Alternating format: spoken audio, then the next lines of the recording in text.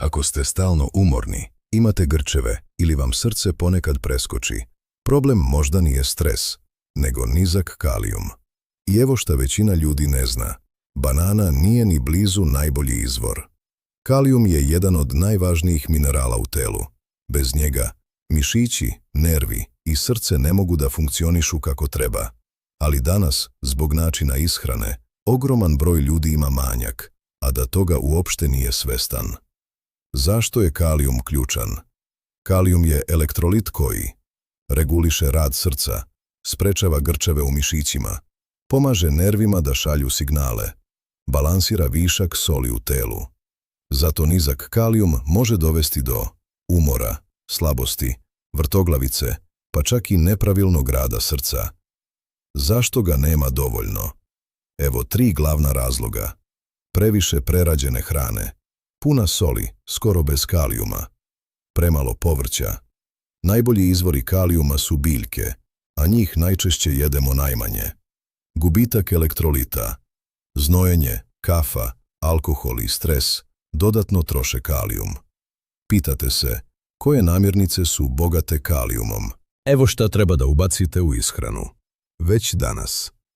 Avokado, jedan od najjačih izvora kalijuma, plus zdrave masti koje štite srce, dodajte u salatu ili uz jaja.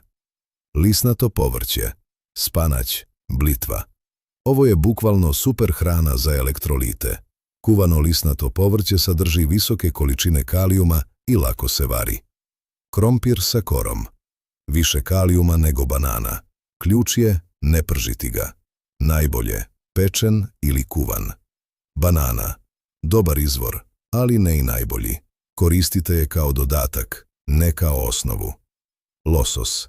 Kalijum plus omega-3, dama idealna kombinacija za srce i mozak. Mahunarke, pasulj, sočivo, leblebije. Odlične za dugotrajnu energiju i stabilan nivo šećera u krvi. Paradajz i sok od paradajza. Posebno bogat kalijumom u koncentrovanom obliku. Evo kako da to stvarno primenite. U svaki obrok dodajte povrće. Zamenite grickalice orašastim plodovima. Smanjite industrijsku hranu. Fokusirajte se na celovite namirnice. Ne treba vam savršen plan, samo doslednost. Također je veoma važno. Nemojte uzimati suplemente kalijuma na svoju ruku. Previše kalijuma može biti opasno, naročito ako imate probleme sa bubrezima ili pijete određene lekove. Hrana je najbezbedniji i najbolji izvor. Ako želite više energije, manje grčeva i stabilnije srce, počnite od kalijuma. Izaberite jednu od ovih namirnica i ubacite je već u sljedeći obrok. Koja od ovih namirnica ti je omiljena?